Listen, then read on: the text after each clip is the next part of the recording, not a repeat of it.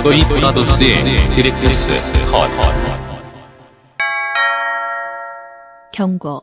스포일러가 싫으신 분들은 청취를 피해 주시거나 영화를 관람하신 뒤 들어주시길 바랍니다. 좋습니다. 그럼 후반전 들어가야 되고, 이제 후반전 영화 제목은 전반전에서 얘기가 됐었는데 대사량 제일 적은 귀요미 님이 얘기하겠습니다. 오늘 영화 제목이 뭐죠? 네, 더 웨일입니다. 네, 그렇습니다. 고래라는 뜻이죠. 고래? 이럴 줄 알았지.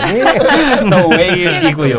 2022년작이고 데런 에로노브스키 감독의 영화고 지금 나무주 현상을 계속 휩쓸고 있는 그런 영화입니다. 스토리부터 듣고 가야겠지요. 안 감독의 몬스터.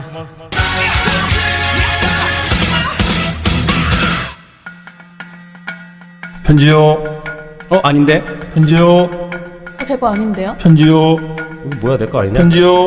아저씨 편지 왔어요. 편지요. 내 편지 아닌데? 보람찬 하루였어. 입니다. 정말 모르겠고.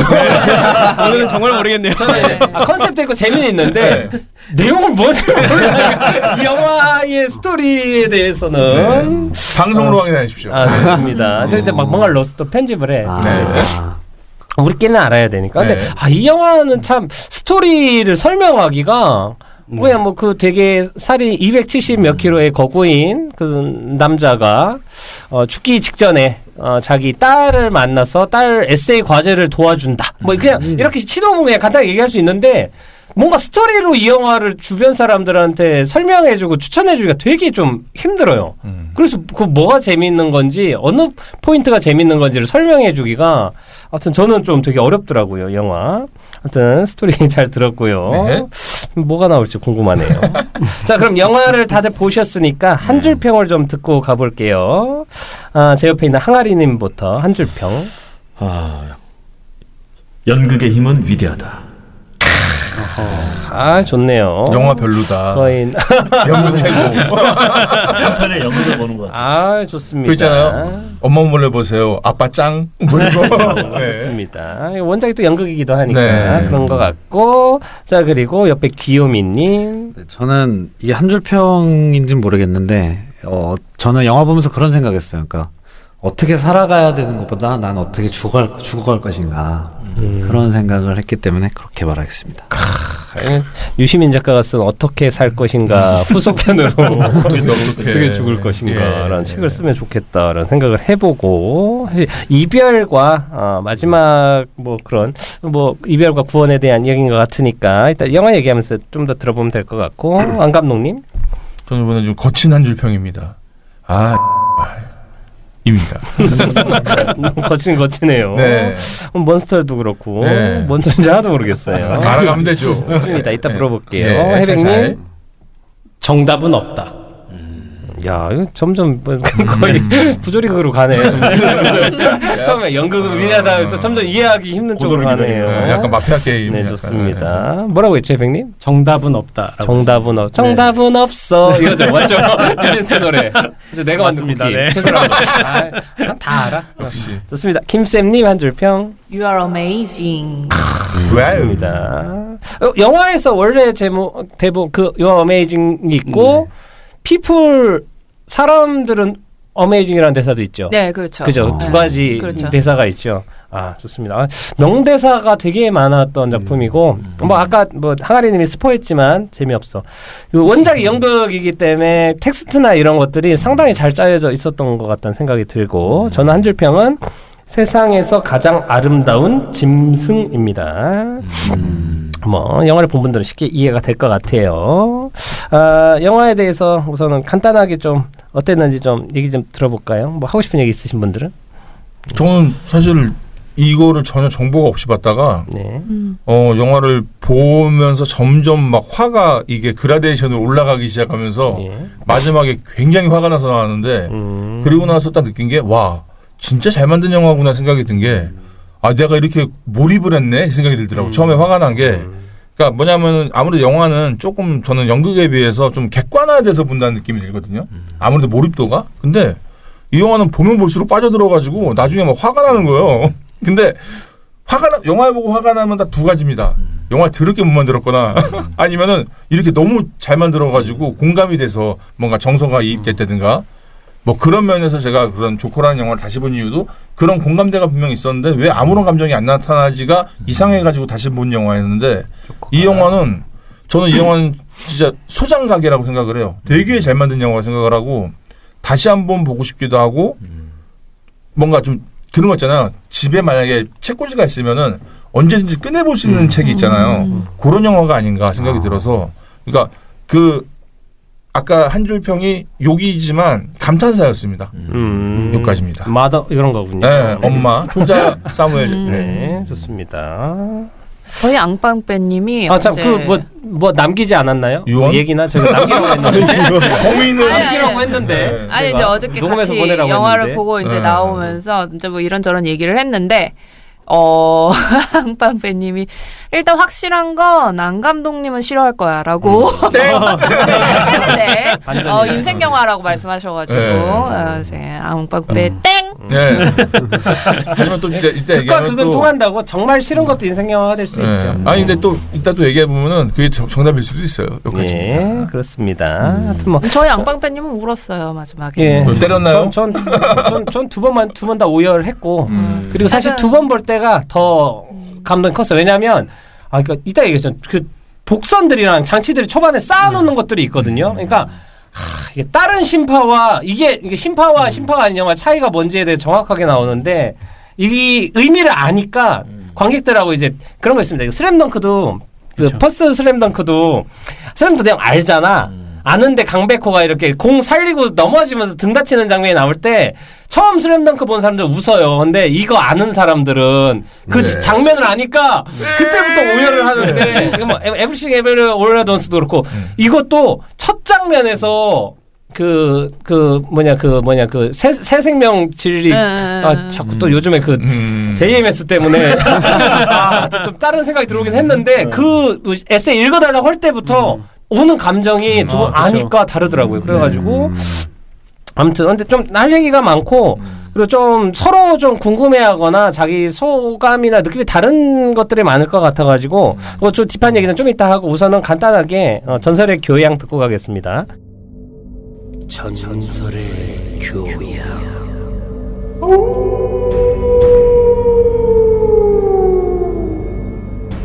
더 웨일 한국은 2023년 개봉이고 미국에서 2022년 개봉했습니다. 감독 데런 에로노브스키. 원작은 2012년에 나온 희곡이에요. 더 웨일 사무엘 D 헌터라는 작가고 지금 희곡집이 해외에만 있어서 저는 주문을 했습니다. 원작을 좀 읽어보고 싶어가지고 해외에서는 7, 8년 전 그러니까 2012년에 공개돼가지고 연극상을 엄청나게 많이 타고 그리고 유튜브로 보면 그러니까 저는 영화 보고 원작 희곡이라는 걸 알고 나서 그래서 이렇게 텍스트나 구성이 잘 짜여져 있고 등장인물이 되게 적잖아요. 4-5명이에요. 그렇죠. 그 플래시백이랑 피자 배달부 그 자식은 없었을 것 같아요. 연극에서. 페이 아까우니까. 근데 4-5명으로 해결이 되는 거고 공간도 한 공간이라 참 연극에 잘 어울린다 했는데 희곡이 원작이라서 알아봤더니 인터넷 유튜브로 치면 나옵니다. 그 연극 똑같아요. 대사도 똑같고 상황 똑같고 그냥 배우들이 몸에 뚱뚱한 것처럼 이렇게 해가지고 연기를 했고 그냥 몸 안에다 옷 두껍게 입고 했으면 누가 봐도 살찐 사람이 아닌데 그렇게 기억하고 뭐 손으로 짚고 다니는 지팡이나 이런 것들 구조나 그런 거 전부 다 똑같이 했더라고. 제가 보기엔 인터넷 강의도 그냥 노트북 켜놓고 얘기하고 노트북 던지는 씬 같은 것도 거의 똑같이 연출이 돼 있더라고. 그래서 연극을 요거는 한국에서도 구현하는 거 한번 보고 싶다 내지는 요건 좀 배우로서 한번 해보고 싶다라는 생각이 참 들었어요. 몇몇 대사들이 정말로 저 대사를 치는 장면이나 이런 것들이 너무 라이브 안에서 보고 싶다라는 생각이 들어서 하고 연극이 상당히 힘들 것 같다는 생각도 듭니다. 이 먹는 씬들이나 몇몇 구현해내는 장면들이 롱테이크로 주인공은 거의 퇴장 안 하고 계속 존재해야 되니까 그래서 하여튼 빨리 연극으로 보고 싶다라는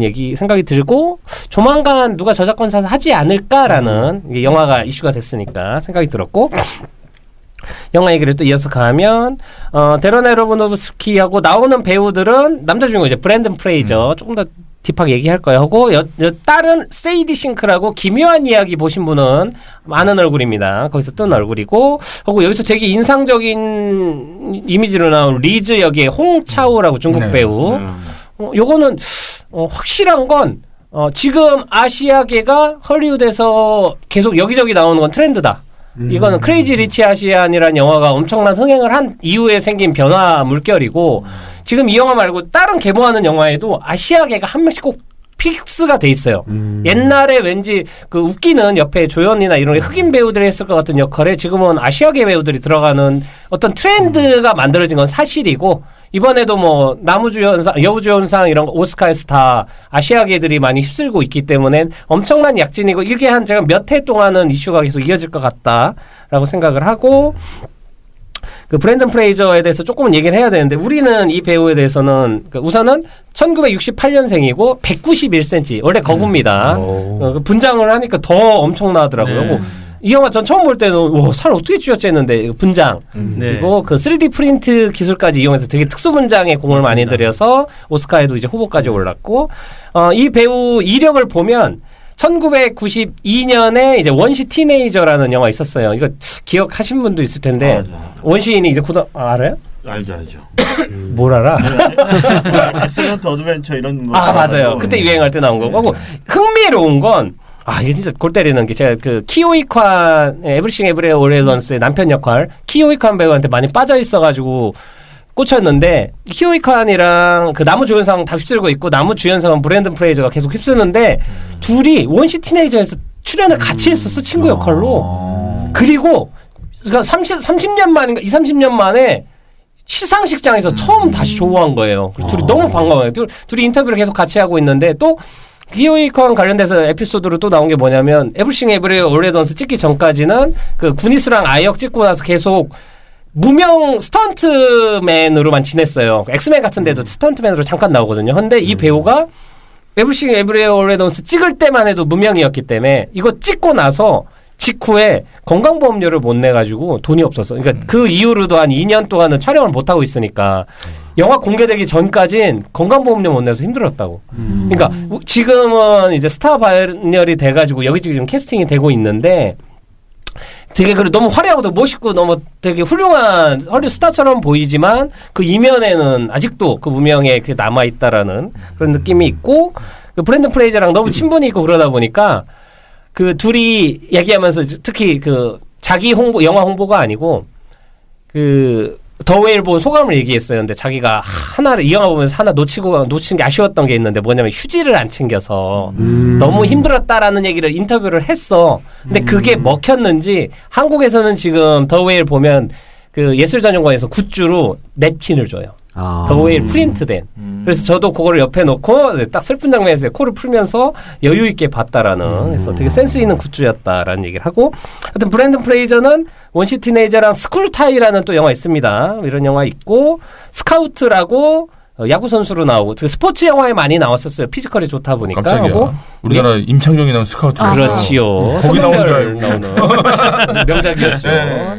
그리고 조지 오브 정글이라고 타잔 패러디한 코미디 영화 있습니다. 이때까지 그냥 좀 가볍고 이런 배우였다가 막 완전 스타는 아니었었는데 1999년에 미이라를 찍으면서 사실 이게 우리나라에서도 엄청나게 흥행했고 제가 생각해도 너무 재밌게 잘 만들었어요. 네, 미이라 원은 다들 보셨죠? 맞죠.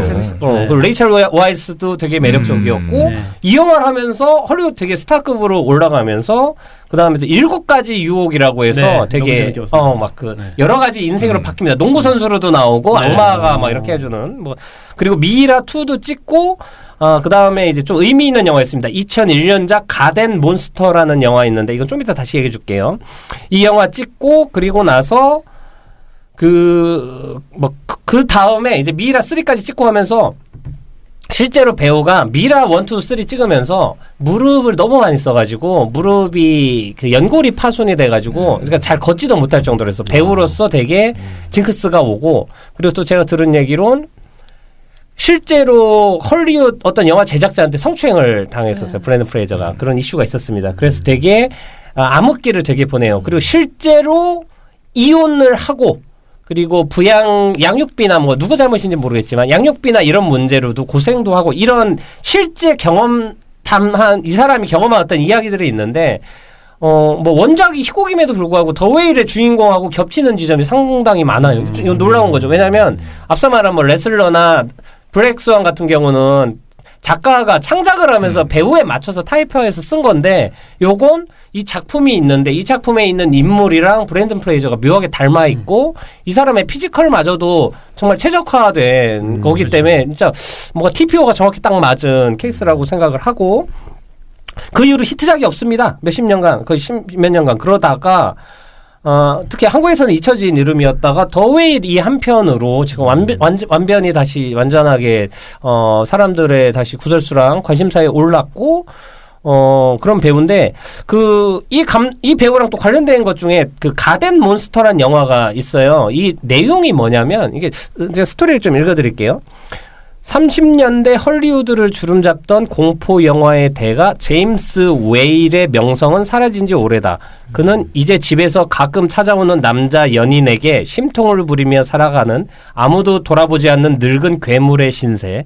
어느 날 웨일은 정원사 클레이분이 잔디 깎는 모습을 보고 그의 근육과 젊음에 매료된다. 그의 동성애 취향을 알고 찜찜해하는 클레이에게 그림 모델이 되달라고 설득하면서 웨일은 서서히 자신의 죽음을 준비한다. 라는 영화가 가덴 몬스터라는 영화인데 그냥 인상적인 건 제임스 웨일이라는 공포영화 거장이 실제 이 사람의 인생담을 다룬 건데 자기가 동성애자였고 자기 정원사였던 어떤 사람이 좋아서 그 사람 그림 그리고 하면서 이렇게 벌어지는 이런 이야기인데 여기서 정원사 역할로 브랜든 프레이저가 나왔었어요. 근데 이제 동성애라는 것과 제임스 웨일 뭐 우연이겠지만 그 더 웨일이라는 거랑 제목도 같고 여기에 있는 이 영화 속에 있는 이미지도 죽음을 준비하는 어떤 사람의 괴물이 죽어가는 모습도 닮아 있어요. 이 더 웨일이라는 영화에서. 그래가지고 이 배우한테는 참 여러모로 자기한테 딱 맞는 작품을 만났다라고 생각을 하고 데런 아로노프스키 감독은 저희가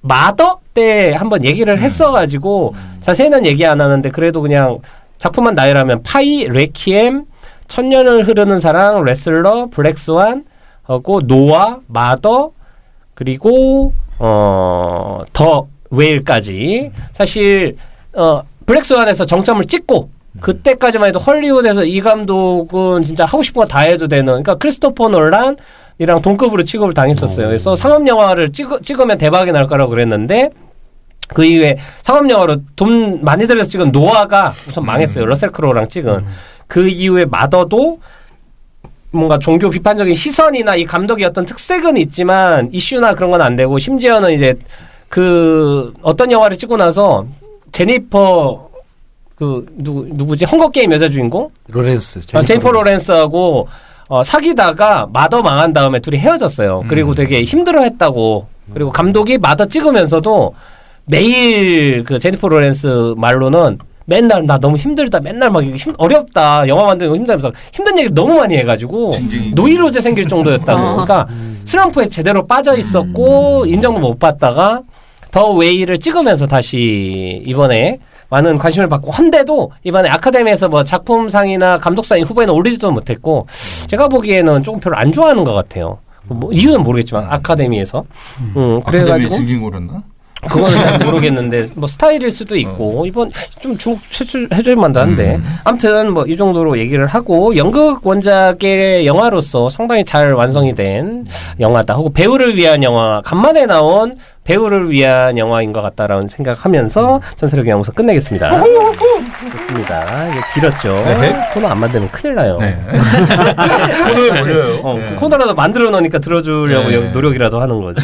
자, 영화에 대해서 좀 얘기를 해볼게요. 저는 우선 너무 좋았는데 이게 저는 처음 영화 볼 때도 아리랑 시네센터에서 사람 없을 때 봤는데 제 개인 경험이 들어가서 요즘 아파서 혼자 고생했던 경험과 가족 간에 어떤 트러블이 있어서 연락을 안 하고 지내는 이런 그러니까 개인적인 경험들이 겹치는 게 몇 개가 있다 보니까 와 이게 그러니까 다른 사람들보다 더 많이 오는 것처럼 느껴지고 보면서 엉엉 눈물이 나는데 딴 사람들을 방해될까봐 막 참으면서 봤어요. 근데 끝나고 뒤를 봤는데 다 울고 있더라고 다행히. 그래가지고 이게 입에 주먹을 넣고 다. 그래가지고 이게 약간은 이게 개인이 아니고 좀 되게 생각보다 보편적인 감성을 자극하는 영화 수도 있겠다라는 생각이 들었어요. 전 네. 너무 주관적으로 봐버리는 바람에 일단 저는 인상적이었던 게 이 영화의 화면 비율이었습니다. 이 영화가 4:3 비율을 사용하고 있잖아요. 네. 1.33이라고 하죠. 네. 그런데 야. 제가 찾아본 바로 저는 비율을 되게 중요시 여기는 편인데 그래서 그 그랜드 부다페스트 호텔도 되게 재밌게 봤었고 비율이 주는 그런 게 있어요. 뭐냐면은 가로를 넓을수록 미장센이 보입니다. 근데 가로가 좁아질수록 인물이 보여요. 그러니까 이 영상을 보면서 감독이 얼마나 인물을 보여주고 싶어 했는지에 대해서 여실히 느낄 수가 있었고 제 개인적으로는 가장 넓게 본 화면 비율이 헤이트 프레이즈였어요. 그게 2.76대 1인데 울트라 파나비전이라고 70이라고 해서 잘 안 쓰는 아이맥스 개념 그거보다 훨씬 넓은 거예요. 그러니까 뭐냐면 잘 안 쓰는 비율이에요. 근데 거기서 쿠엔틴 타란티노가 썼던 이유는 그 한 쇼트 안에 모든 인물과 풍경이 다 보여요. 그러니까 그것도 연극적인 요소죠. 근데 그거는 전체적인 풍광을 보여주는 것이었고 이거는 인물을 보여주는 것이었고 그래서 되게 이 영화는 인물에 몰입할 수 있는 조건이 완벽했다라는 맞아요. 생각이 들었습니다. 하고 또 비율이 이게 그 예술 전용관은 가로를 별 안 길고 그쵸. 일반관은 가로를 길거든요. 네. 그래서 딱 잘려져 있는 느낌이 들어버리는 바람에 되게 좀 이질감이 느껴지고 또 하나는 그 좁은 공간 안에 갇혀 있는 인물이라는 답답함이나 이런 거를 묘사하는 데에도 맞아요. 되게 효과적으로 화면 비율이 쓰였다고 생각이 들더라고요. 그리고 장면 전체적으로 되게 탁하고 어둡기 때문에 네, 그런 편집 색보 정도 굉장히 효과적이었고 어쨌든 일단 연극을 기반으로 했다고 했을 때 잘 찍은 연극일 수도 있겠다 이 영화는. 네. 저는 그리고 무엇보다도 뭐 극단적으로 얘기하면 마지막 장면에 심파를 쌓아가는 게 네.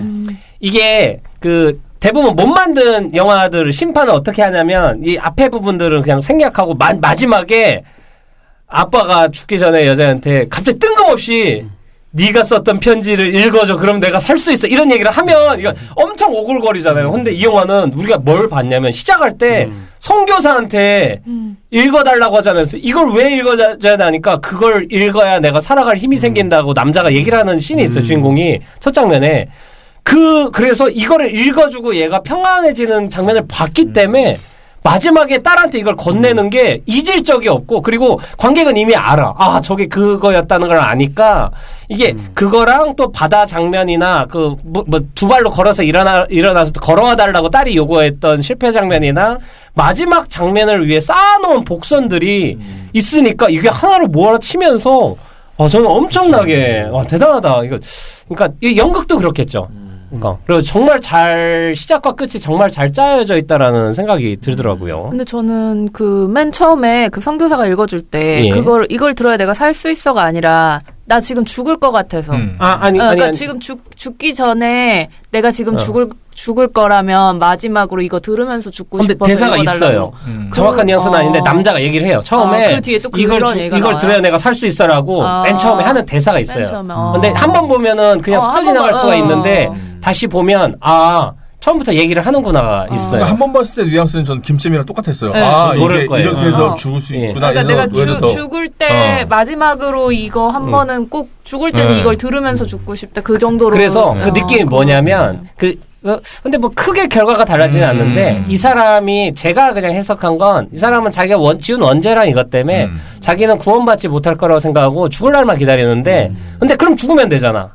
자기가 못 죽는 이유는 딸 때문이고 자기가 이 사람을 떠올리고 자기가 유일하게 살아가는 이유 하나가 이 딸의 에세이라는 증거 때문에 요거 때문에 자기가 살아가는 그런 거기 때문에 그래서 처음에 앞에서도 이 사람이 죽지 않고 계속 그냥 딸을 위해 돈도 모아야 되고 왜냐 딸을 성인 될 때까지는 자기가 돈 벌어준다고 약속했어. 근데 사실 살 명분은 없는 사람인 거잖아요. 그래가지고 맞아요. 네. 근데 이 감독님 말씀처럼 처음에 그렇게 얘기를 하고 진정이 다 된 다음에 이걸 왜 읽어달라고 다시 물어보니까 이제 뒤에서 얘기를 하죠. 이게 죽을 것 같아서 들려달라고 했다고. 네. 초반에 얘기를 해요. 그 먼저 얘기를 대사가 하니까. 있어요. 그래서 바로 좀 전에 얘기했던 부분이 제가 빡친 부분 중에 하나였습니다. 왜요? 그러니까 예를 들면 전 그거예요. 제일 제가 싫어하는 그러니까 사과를 하는 태도가 두 가지가 있잖아요. 첫 번째가 진짜 미안한 사과하는 게 있고 두 번째가 내맘 편하려고 하는 사과가 있어요. 근데 이 영화는 나 후자의 느낌이 너무 컸어요. 그러니까 뭔가 인생을 되게 개떡같이 살아놓고서 마지막에 순간에 뭔가 만회하려고 하는 태도로 저는 그렇게 보였거든요. 제가 그러니까 아까 안펑팬이 말씀하신 게 맞는 게 이런 인간 유형은 전 되게 싫어요. 그러니까 한동안 못 같이 살아놓고서 갑자기 맨 마지막에 개걸천선하는 사람처럼 막 이렇게 하는 게 너무 싫은데 여기서 주요 모티브로 다루는 게 모비딕 백경이라는 소설을 얘기하잖아요. 거기에서 정확히 그 얘기를 해줘요. 고래는 감정이 없다. 근데 백경이라는 소설은 좀 보지도 않았고 볼 생각도 없지만 이 작품 때문에 검색을 찾아봤을 때 내용이 그거예요. 한 남자가 A허브라는 선장이 다리 한쪽을 잃어서 이 다리를 잃게 만든 고래를 잡아서 복수하겠다는 내용인데 중요한 거는 그 고래는 어떤 이 사람한테 악감정이 있어서 다리를 이렇게 한 게 아니라 그냥 그 사고가 일어난 건데 이 사람은 마치 인생의 마지막 과업을 수행하는 것처럼 그 고래를 잡아야만 해결이 된다. 이런 식의 되게 잘 쓴 소설이라고 하는데 여기서 이 남자 주인공의 태도가 내 마지막 인생의 과업은 내 딸의 에세이와 뭐 이런 거에 대해서 집중이 돼 있고 그로 인해서 제가 되게 빡쳤던 부분은 그로 인해서 옆에 있는 리즈 같은 사람들의 피해자가 나타나는 거죠. 리즈는 이 사람을 위해서 모든 걸 다 해주고 자신의 인생도 바치고 이렇게 했는데 유산 하나 상속 못 받고 위로 한마디 얻지 못하는데 그런 거에서 난 이 남자의 태도가 너무 화가 나는 거예요. 왜 자신을 챙겨주고 자신을 그렇게 했던 사람들에게는 아무런 혜택이 없고 그렇지 않았던 자신의 맹목적이었던 딸과 아내에 대해서만 이렇게 하는 거지라는 거에 대해서 화가 나더라고. 근데 이게 뭐냐면은 이 인물이 너무 잘 구현되어 있으니까 내가 그 인물을 마치 생존 인물처럼 이입이 되니까 화가 나는 거더라고.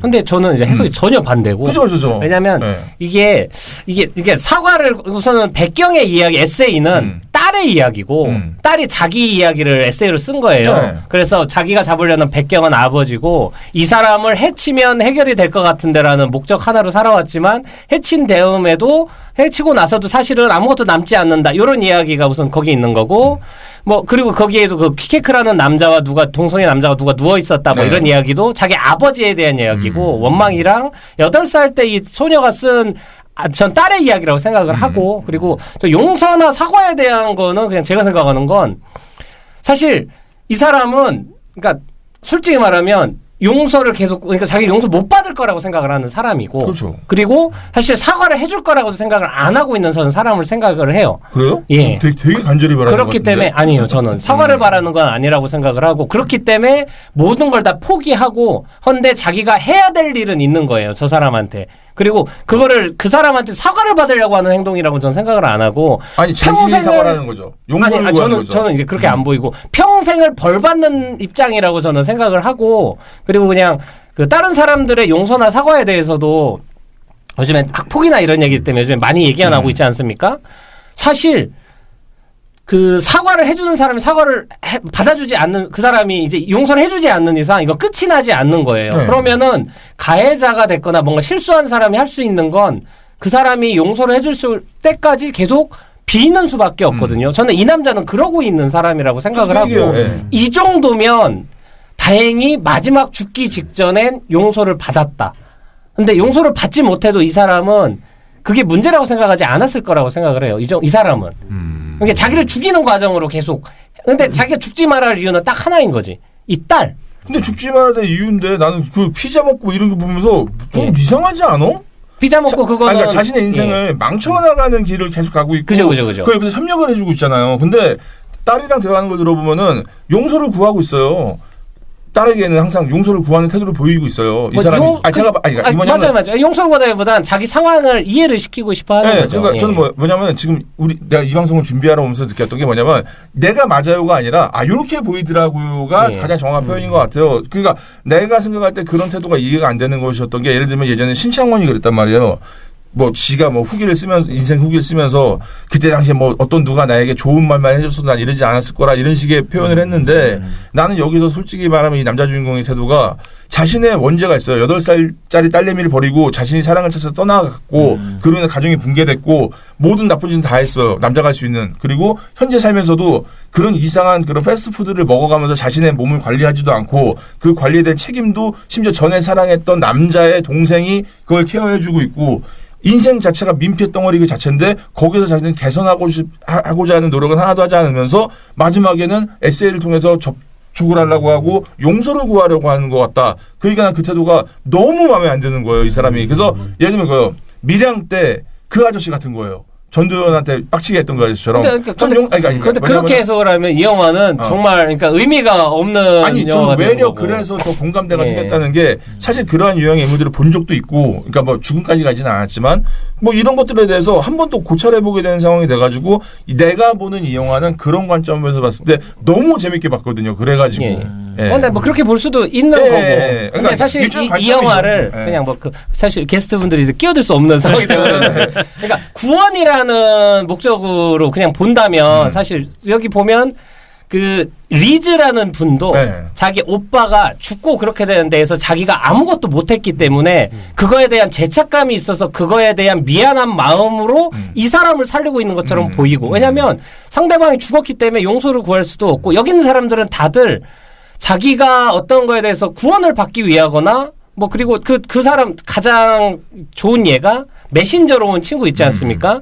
근데 그 사람은 약간 가식이고 가짜처럼 보이지만 누구를 구하려고 계속 처음부터 구한다고 하잖아요. 근데 정작 자기 자신도 못 구하고 아무것도 못하면서 하다가 솔직해지는 순간 그리고 그 자기 딸애를 통해서 딸의 관심을 통해서 구해지지 않습니까? 뭐 그걸 보면서도 이제 누구냐 브랜든 프레이저가 확신을 갖고 사람은 다른 사람에게 뭐라고 하죠? 무관심할 수 없는 존재다. 사람은 그리고 이제 김세희님이 그 꼽은 한 줄이 나오죠. 어메이징하다. 얘기를 나누면서 이 영화는 사실 결국에는 구원에 대한 이야기인데 다행인 건 그 종교적인 이야기도 많이 나오지만 구원은 누가 그냥 해준다고 되는 것도 아니고 쉬운 어떤 그냥 행위로 되는 것도 아니고 근데 간절히 바라고 그리고 이 사람에 대해서 오롯이 이해를 하게 되는 순간 그런 기적적인 순간이 잠깐 나오는 게 아닐까라는 영화를 저는 이 영화가 마지막에 한 것처럼 느껴져가지고 그래서 이 작가가 약간 19세기, 20세기 희곡 뭐 입센이나 뭐 아서밀러나 이런 분들에 대한 어떤 지대한 영향을 많이 받았나 그런 느낌이 저는 많이 들었어요. 그래서 저는 울진 않았는데 솔직히 울진 않았는데 부끄러운 거 아닌데 울진 않았는데 이 작품 자체는 근데 왜냐하면은 연극 선진국에 있어서는 그 연극을 영상화시키는 작업이 많이 들어가거든요. 근데 이렇게 만들어요. 진짜 영화처럼. 그래서 저는 보면서 이게 진짜 한편의 연극을 보는 것처럼 너무 집중도 있고 너무 좋았고 그리고 저는 다른 건 몰라도 이 저는 분장 얘기를 하고 싶어요. 예, 맞아요. 저는 계속 보면서 대단하다고 생각했어요. 진짜 이 분장이 너무 분장을 잘해가지고 자세히 봤어요. 이게 혹시나 주부로 땡겨봤다. 땡겨보고 자세히 보고. 그리고 그만큼 너무 전체적으로. 항아리님은 예전 그 정도 아니었죠. 너무 잘 봤어요. 너무 잘 봤고 그리고 제가 러시아에서 공부를 할 때 이 교집합이라고 항상 그 논문을 막 쓰려고 그랬거든요. 진짜 좋은 연극은 이 교집합에 있어서 이 전에는 과거 그리고 이 교집합 돼 있는 데는 지금 그리고 여기 있는 거는 앞으로 미래. 근데 요 양쪽은 무대에서 연기하지 않거든요. 진짜 좋은 연극, 요 교집합되는 부분만 딱 보여주는 것. 그래서, 내가 이거에 대해서 연구를 하고 정말, 논문 한번 써보고 싶었다는데 정확하게 이 연극에서 잘 표현한 그 영화 같아서 내가 봤을 때 작가나 연출이 배우보단 더 훌륭한 것 같다라는 생각을 했어요. 뭐 그럴 수 있죠. 저는 이제 정답은 없다라고 한 줄 평을 했는데 사실 영화를 보면서 이게 뭐 어떤 주제가 딱 하나다라고 얘기하기가 굉장히 어렵더라고요. 어렵고 맞아요. 여기 나오는 등장인물 모두가 다 누군 틀렸고 누군 잘했어라는 기준도 없고 얘도 맞았고 또 진실된 어떤 그 마음들은 또 다 각자 좋은 마음들을 갖고 있고 좀 그런 표현해내는 방식이나 그리고 사회적인 분위기로 인해서 뭔가 이렇게 좀 다른 모습으로 나타났다고 생각을 좀 많이 했어요. 그래서 이게 딱 어떤 주제로 딱 하기는 좀 어렵다. 근데 굉장히 연구를 많이 했다고 느껴지는 게 이제 이 배우가 비만인 분들을 찾아가서 직접 얘기도 듣고 어떤 그런 행동이나 모습들도 따라하고 그리고 분장을 하면서도 실제로 그 비만인 분들이 쓰는 근육이나 이런 것들을 연구를 하고 많이 교육을 받아서 어떻게 움직이는지까지도 했다고 하더라고요. 뭐 식습관이라던가 이런 거. 근데 보면 그 어떤 이 사람이 스트레스를 받았을 때 나타나는 행동이나 이런 부분들이 딱 그 진짜 그 주변의 어떤 흔히 볼 수 있는 모습들까지도 표현을 하니까 저는 막 이 사람이 뭐 그런 어떤 인생을 그냥 단순히 망치려라고 한다기보다는 이제 자기 지금 입장에서 어떤 스트레스나 쌓인 거를 풀 수 있는 방법이 자기 스스로 뭔가를 막 먹어서 해소할 수 있는 이런 거밖에 없다는 좀 생각이 들더라고요. 현실 도피나 애매한 개념으로 그런 쪽으로 아마 그래서 그렇게 보였고 그 마지막까지 하려고 했던 그런 거 뭐 용서를 꼭 구한다기보다는 자기의 어떤 마지막 에세이를 통해서 좀 마무리를 지었다. 그 에세이를 쓴 딸의 에세이를 처음에 받고 못 만난 상태에서 그 에세이를 간직하고 있다가 마지막에 딸을 보면서 그 에세이를 마무리를 했다라는 생각이 좀 우리 들더라고요. 딸은 역시 글을 잘 써. 근데 그리고 엔딩이 사실 자기가 아니고 너는 훌륭해. 이 아이를 각성시켜주는 걸로 끝내는 거기 때문에 어메이징으로 끝내는 거기 때문에 사실 약간 위대한 유산처럼 자기는 이 사람이 죽을 수밖에 없을 거예요. 근데 그 사람한테 후대를 위해서 희생하는 것처럼 보이기 때문에 그렇고 사실 이제 지금 이 영화에 대해서 제일 좀 해야 될 얘기가 뭐냐면 절대 용서받지 못할 짓을 저지른 누군가에 대한 이야기잖아요. 그러니까 사실 이 영화를 끝까지 봐도 이 사람이 지은 죄를 용서해 줄 수는 없어요. 저는 그랬어요, 그냥. 이 사람, 왜냐, 8살 난 딸이랑 아내 버리고 바람핀 거야. 심지어는 동성애이기 때문에.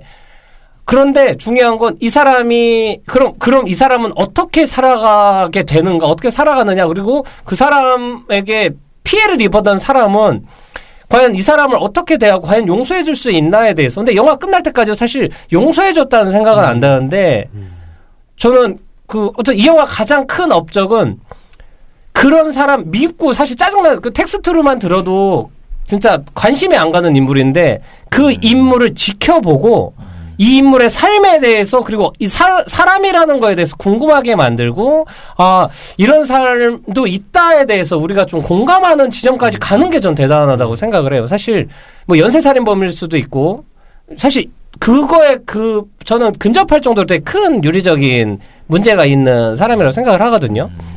근데 그 사람이 불쌍해 보이거나 아니면 그 사람이 저런 사람도 있구나라고까지 공감하게 만드는 게 저는 이 영화에 되게 큰 힘이라고 생각을 해가지고 마지막 장면에 대해서 어떻게 생각하세요? 두 발이 떨어지고 딱 끝나는 장면에 대해선?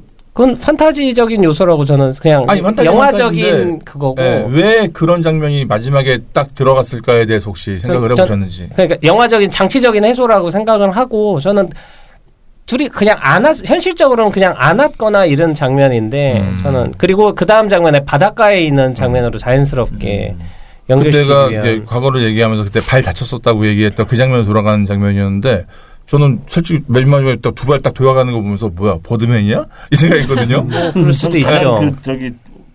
인상에 남는 장면은 제 첫 장면 그거 자위하는 장면. 우선 바다 얘기 먼저 하고 물어봤으니까 그건 좀 얘기 끝나면 가요. 벌써 가요. 그때 당시에 자기 상처가 있었음에도 불구하고 이런저런 했다는 얘기를 잠깐 짧게 한 다음에 다시 9년 전에 저는 그거였어요. 그 메신저로 온 친구도 마지막에 자신의 가정 문제가 해결됐지만 끝까지 자신이 구원에 대해서 놓지 않잖아요. 집착을 놓지 않잖아요. 그러니까 저는 여기서 보면서 그런 집착들이 보였던 게 이 남자 주인공도 저는 제 생각엔 그래요. 자꾸 자신이 용서받는 것에 대한 집착을 되게 많이 했다는 생각이 들었고 그 수단이 글쓰기였다는 생각이 들었고 근데 자꾸 이율배반적인 태도가 보이는 게 나는 내 삶을 영위해가지고 딸한테 물려주고 싶어 라고 한다면은 사실 재정상이라면 건강관리를 했겠죠. 그리고 그 맨 마지막에 자신의 얼굴을 오픈하면서 노트북 던져버리잖아요. 생길수단을 집어 던져버린 거예요. 그러니까 뭐냐면은 이 사람의 한 행동 자체가 되게 경주마처럼 좁은 시선 안에서 되게 이기적으로 가는데 제가 몇 년 동안 갖고 있는 개인적으로 갖고 있는 질문 중에 하나가 과연 사람들은 착한 걸까? 착해 보이고 싶은 걸까?에 대한 질문을 지금 가지고 있는데 이건 완전 다른 개념이에요. 착한 것과 착해 보이는 건 다른 개념인데 중요한 건 보이는 현상은 똑같다는 거죠.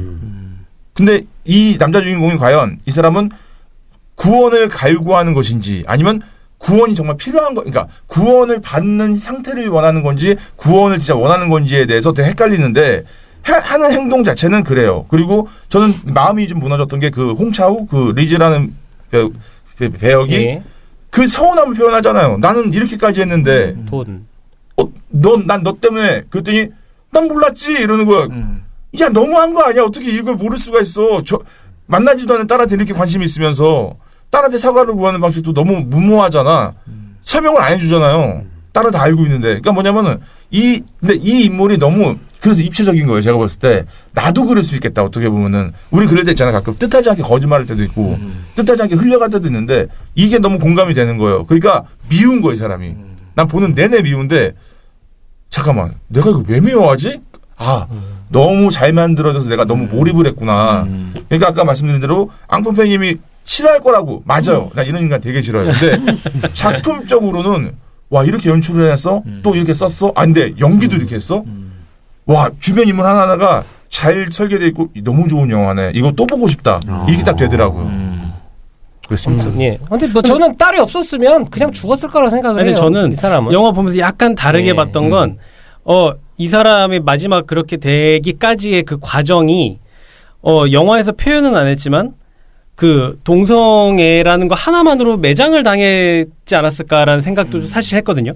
그러니까 전 그 부인한테 물론 그게 잘한 일은 아니지만 그렇게까지 심하지 않은 상태에서 버림을 받았을 수도 있고 그 버림 받은 게 모든 사회에서의 다 배척이 됐을 수도 있고 이 사람한테 남은 건 그냥 오로지 이제 목표가 딱 딸을 만나서 그걸 해소하고 싶은 거 하나만 남았다고 생각을 해요. 리즈도한테도 분명히 떠나라고 얘기를 했었던 것 같은데 본인이 안 떠난 것 같고 그 부인한테도 여러 번 용서를 구하면서 뭔가 관계 유지를 하려고 했지만 이미 버림받았고 그래서 최종적으로 남은 건 먹는 것과 딸의 그 에세이 그리고 딸한테 가기 위한 여정 정도만 남았기 때문에 최후 마지막 발악을 했다라고 저는 생각을 했습니다. 먹는 것도 약간 그 얘기가 나와요.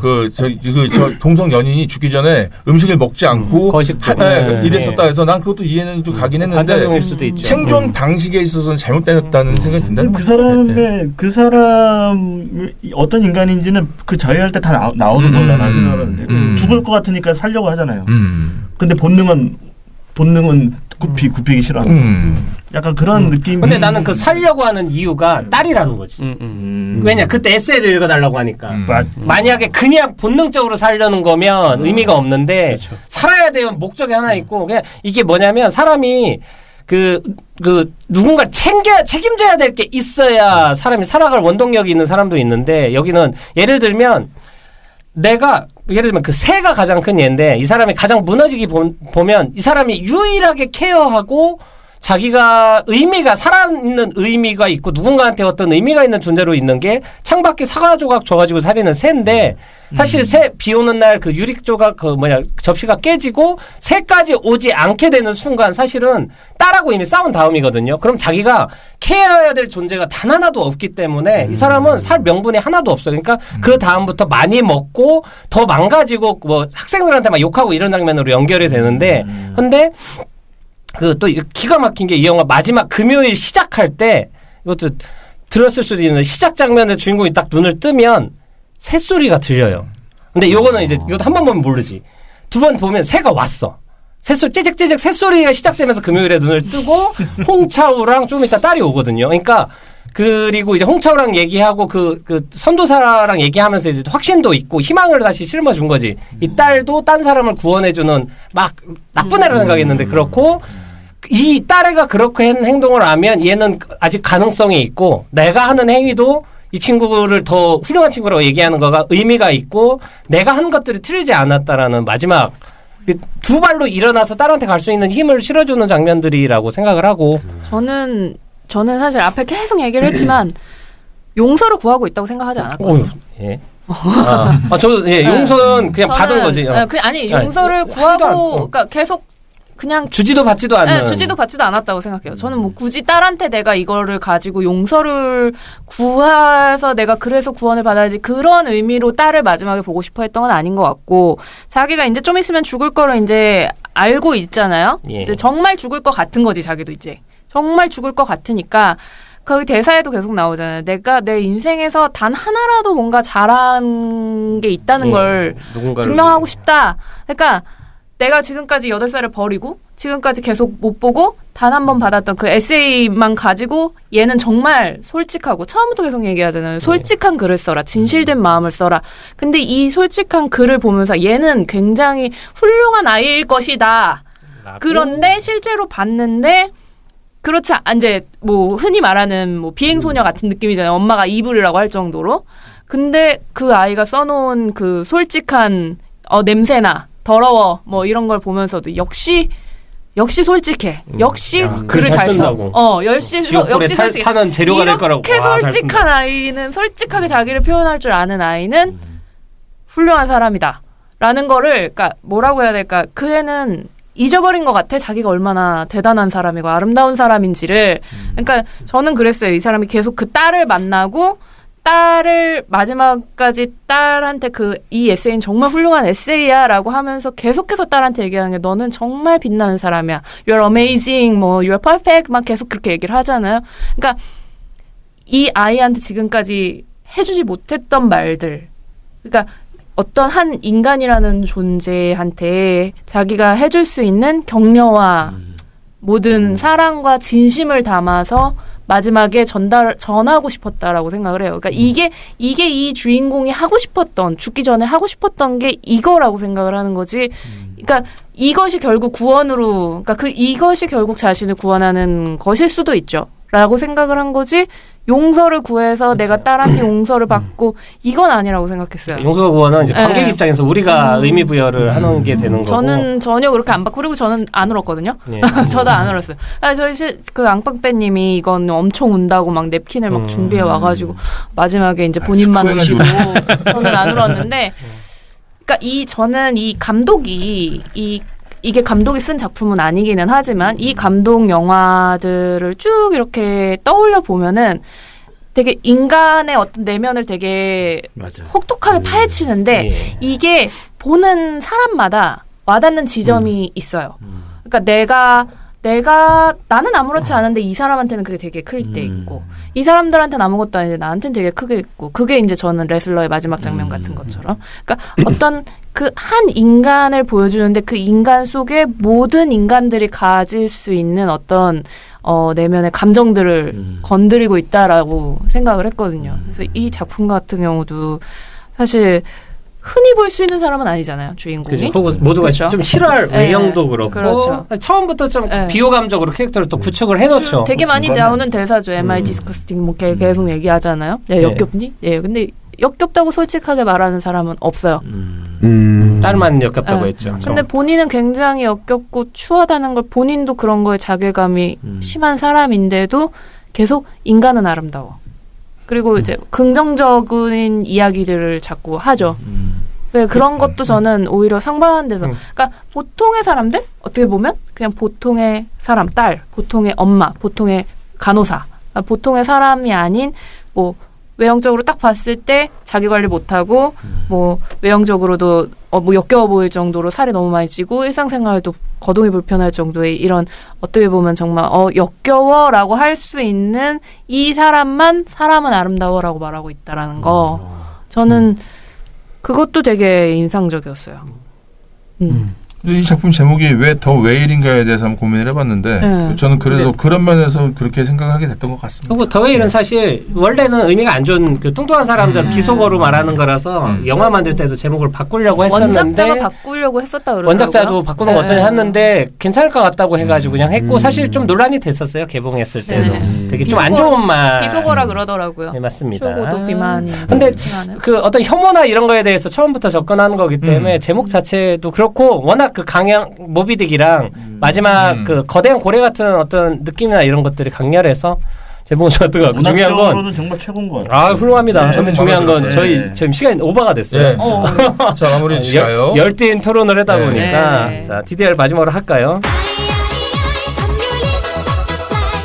간단하게 하겠습니다. 롭 시몬슨이라는 분인데요. 이거 우리가 다뤘었어요. 저기 에덴 프로젝트.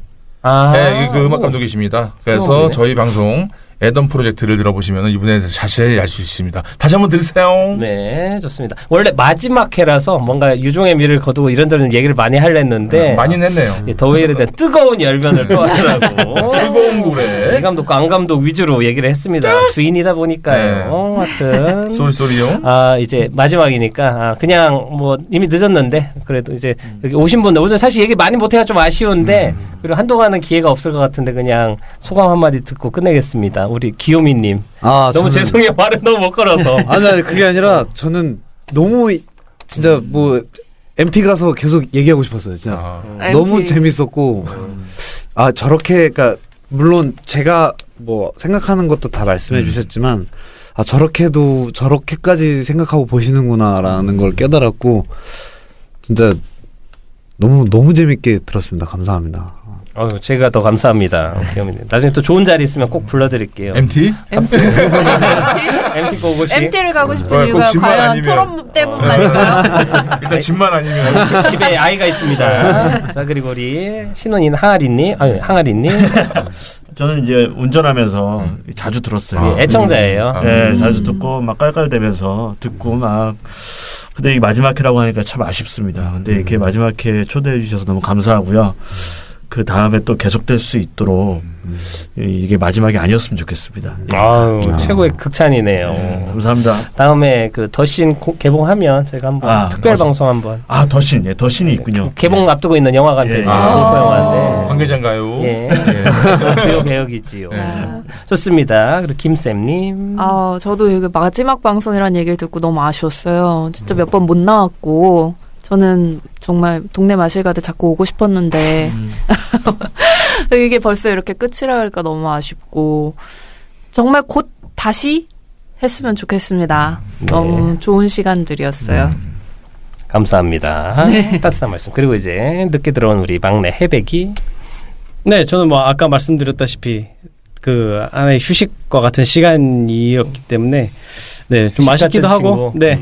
너무 주더라고. 네, 맞습니다. 저는 옆에서 열심히 구경하고 두 분이 방송하는 모습을. 네. 그래서 어쨌든 좀 쉬면서 저도 개인적으로 좀 정비를 하고 그다음에 이제 기회가 된다면 또 뭐 한 몇 년 이제 안에 한번 또 다시 하면 또 좋지 않을까. 네, 그렇게 생각을 합니다. 네. 그동안 고생 많으셨습니다. 좋습니다. 안 감독님 마지막 한마디. 유언.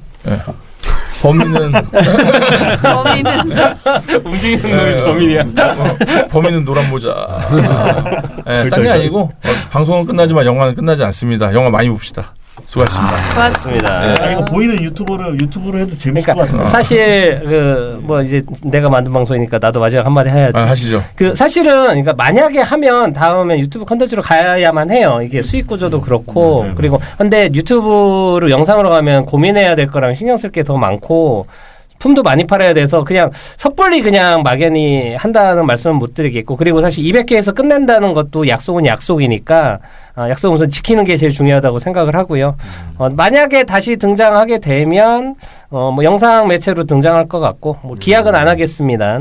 언젠가는 할 수 있겠죠. 뭐 100세 인생인데 아직 반도 안 살았으니까 다음에 꼭 만나고 지금까지 사실 구독자 200 몇 명밖에 안 되고 듣는 사람도 많지 않고 사실 만들고 우리들끼리 좋아하는 방송인데 그런데도 들어주는 분들이 있다는 게 신기하고 저 홍보도 안 하고 주변에도 잘 알리지도 않으니까 여기 막 해적 방송처럼 몰래 숨어서 하고 있는데 그런데도 들어주고 댓글까지 달아주시고 또 여기 사실 게스트로 와주신 분들도 그냥 기분 좋게 웃으면서 방송 참여해줘서 대단히 감사하고 항상 여러분들 건강하시고 다음에 좋은 모습으로 만나길 뵙겠습니다. 자, 200회까지 이어온 커타커이 브라더스의 디렉터스 컷 여기서 끝내겠습니다. 다들 정말 수고 많으셨습니다. 수고하셨습니다.